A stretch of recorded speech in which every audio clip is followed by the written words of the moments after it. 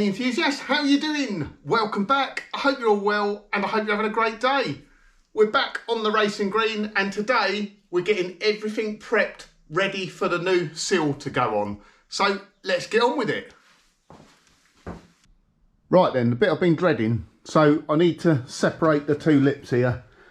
So you can see this is still part of the old Sill there. That's the doorstep, you've got to separate the two.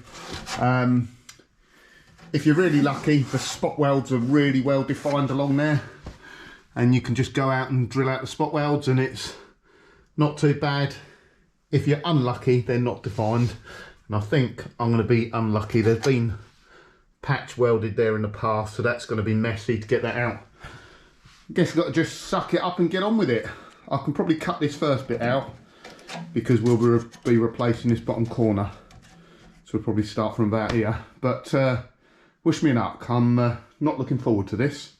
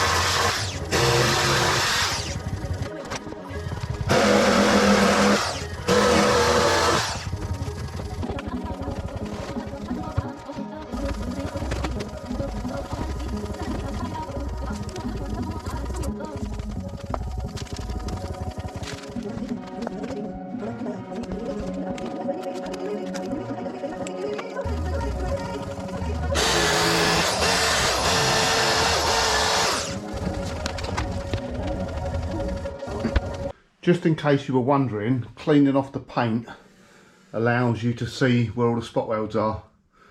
We'll be drilling the spot welds from underneath, but they're usually a little bit less defined underneath. But we need to clean this lip off anyway, because when we spot weld the new Sill on, that needs to be clean metal. But they're pretty well defined, so hopefully it's not too much of a battle.